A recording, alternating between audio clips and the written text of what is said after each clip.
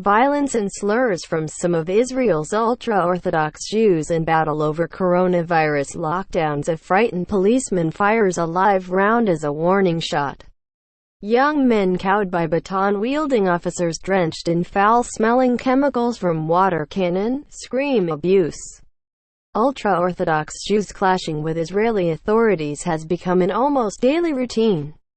At the immediate heart of the tensions is the refusal of some elements within the community to observe tough lockdown regulations that ban gatherings of more than 5 people inside and 10 outdoors. More widely, police actions against them are seen by many Israelis as a long overdue effort to end the exceptionalism that has characterized the ultra-Orthodox for decades. It's allowed them to shirk military service, live on state benefits, and often act as kingmakers in Israeli politics, critics and political rivals say. Bnei Brak, a largely ultra-Orthodox city of more than 200,000, and the small Jerusalem neighborhood of Mea Shearim have seen the worst of the violence. Extremists within the community have been blamed for graffiti on a Jerusalem wall which said that the city's police chief was Hitler.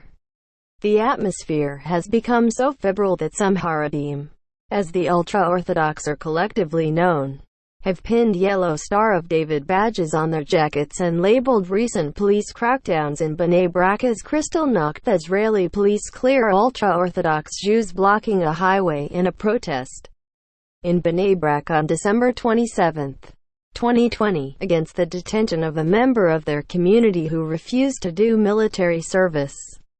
These allusions to the Holocaust and allegations of Israeli Nazism have been widely and immediately condemned by rabbis and politicians from within the Haredi community.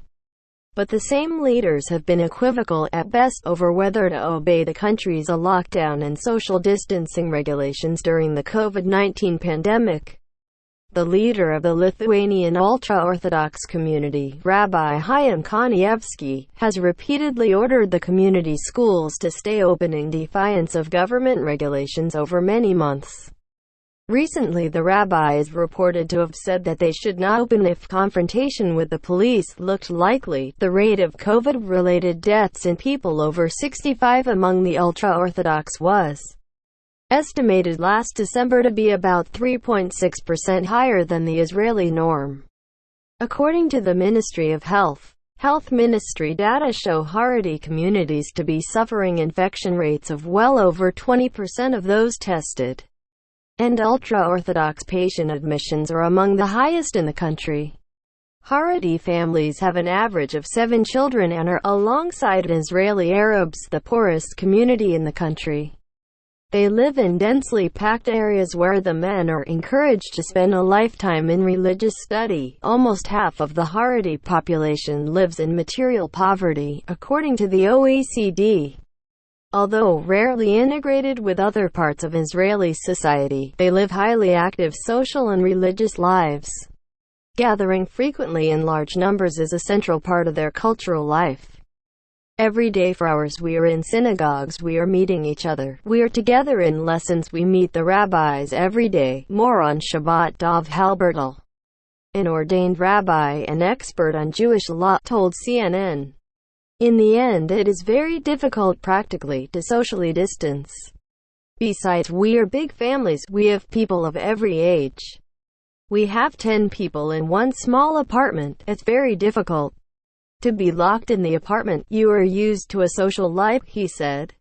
An ultra-Orthodox Jew himself, Halbertal is also deeply critical of fellow rabbis who, for almost a year, have led their communities in rebelling against nationwide regulations intended to lower Israel's COVID-19 infection rate. He said that many rabbis feared their followers would suffer spiritual damage if they stayed away from study and communal prayer, and that some feared younger members would stray from their congregations altogether. The rabbis can lose their power over communities, Halbertal added. But he condemned the Haredim for putting themselves above secular laws intended to save lives. Ultra-Orthodox Jews block a road in Bnei Brak during a demonstration staged moments before Israel entered a third nationwide lockdown on December 27. Halbertal spoke on a street in Mea Shearim where almost every corner is plastered with posters announcing the recent deaths of ultra-Orthodox people. They have not all been killed by COVID, but it's hard to avoid a sense that there are more of these black and white notices than usual. I love the ultra-Orthodox that I belong to, but I see that the moral failure is so deep, and for me I cannot sleep at night thinking of the deaths, of their blood in the earth shouting for us. We fail in the time of our test, of our moral test as religious people, said Halbertal. Israel's government is considering extending a strict lockdown due to end on Sunday for another week.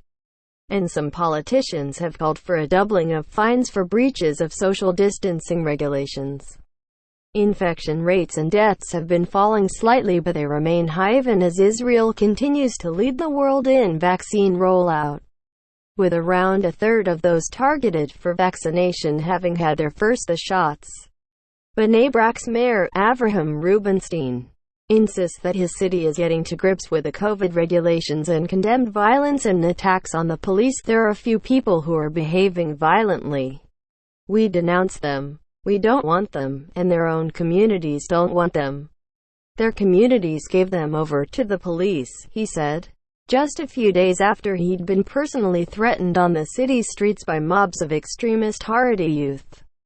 Rubinstein insisted that most schools and synagogues are closed and that the municipality was vigorously driving the vaccination campaign. But health ministry data suggest it still has far to go in places like Bnei Brak, with just 12% receiving their first dose.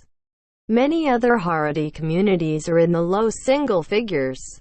Part of this poor vaccination record may be explained as a result of a boycott encouraged by anonymous red posters seen all over Mea Shearim. They say that the media is part of a plot to hide evidence that the inoculation campaign began at the same time that a new COVID variant emerged in UK and dubbed the shot a vaccine of death. These same posters may also be why a CNN team filming in the area was attacked by yeshiva religious school teenage students who tried to break a camera and called the media murderers.